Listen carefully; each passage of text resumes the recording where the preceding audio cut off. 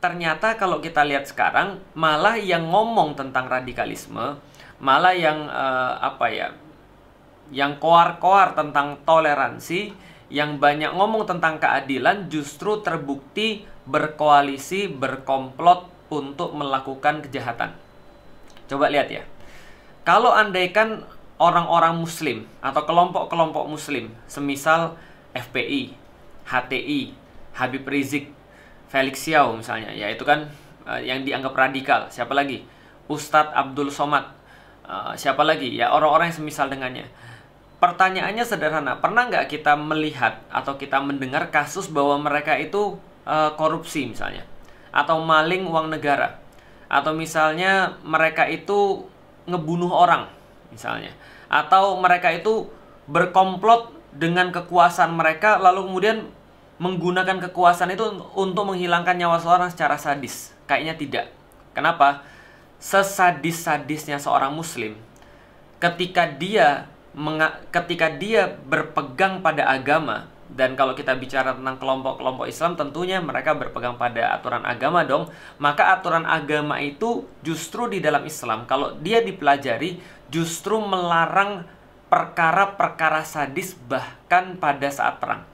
Misalnya Rasulullah itu melarang ketika perang, bahkan ya ketika perang itu memutilasi misalnya, atau mencincang-cincang itu nggak boleh, atau memperlakukan mayit secara tidak sopan, itu juga sudah tidak boleh. Jangankan pada manusia, bahkan Rasulullah berpesan ketika sebelum pergi perang itu, jangan potong pohon tempat orang berteduh, jangan membumi hanguskan orang, jadi ngetrap orang di satu tempat lalu dibakar. Jangan mencincang, jangan mengganggu anak-anak, jangan mengganggu perempuan, jangan mengganggu tokoh-tokoh ulama dan mereka yang tidak terlibat dalam pertempuran. Itu nasihat Rasulullah SAW. Mereka terikat dengan itu. Tapi orang yang nggak belajar agama ini bisa sadis-sadis-sadisnya, ya seperti yang kita lihat itu. Sehingga kalau bicara tentang radikalisme, bicara tentang intoleransi, justru kalau kita lihat yang sekarang, orang-orang yang paling sering ngomong tentang intoleransi, orang yang paling sering ngomong tentang deradikalisasi, orang yang paling sering ngomong tentang ekstremisme, garis keras, justru mereka inilah yang menunjukkan sekarang perilaku-perilaku yang justru mereka omongkan sendiri. Misal, ada orang bilang, kami menolak intoleransi, kami menolak hate speech, padahal dia sendiri nggak bisa menerima perbedaan pendapat di antara agamanya sendiri. Kan ada orang-orang muslim tuh, kelompok-kelompok muslim yang mereka koar-koar, kami menolak intoleransi, kami tidak mau, kami mau kedamaian. Tapi mereka lah yang mempersekusi orang-orang pengajian, mereka lah yang tukang nolak-nolain orang dengan alasan-alasan yang mengada-ngada dan tidak benar, bahkan alasan-alasannya hoax dan palsu serta bohong gitu ya. Lalu kemudian mereka lah yang menggunakan kekerasan fisik dengan dalih untuk menghambat gerakan-gerakan intoleransi.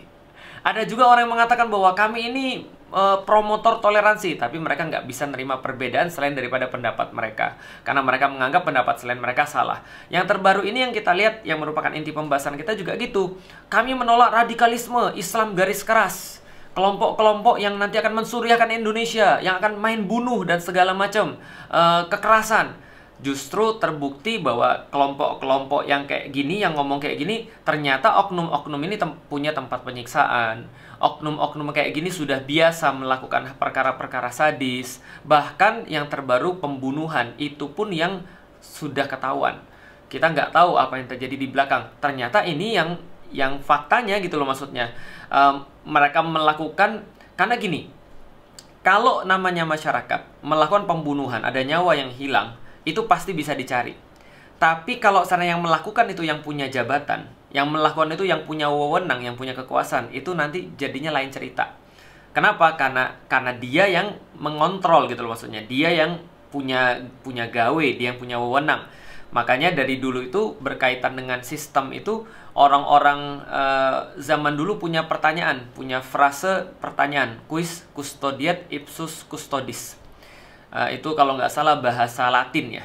Jadi quis custodiet ipsus custodis, who watch the watchers? Siapa yang mengawasi sang pengawas?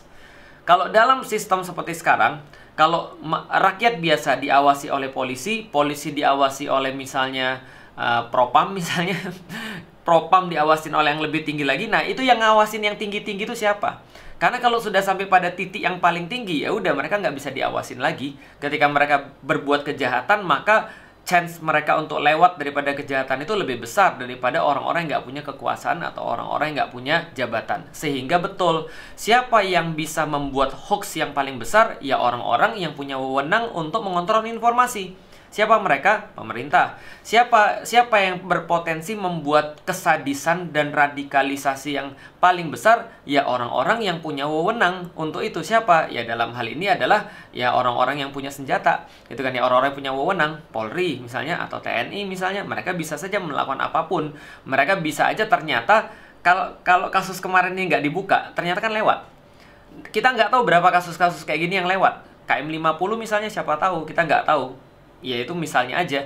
Tapi yang jelas adalah kalau ini nggak dibuka, ini lewat. Dan berapa banyak yang bisa lewat kalau seandainya orang-orang tuh nggak detail dan nggak maksa untuk membuka itu.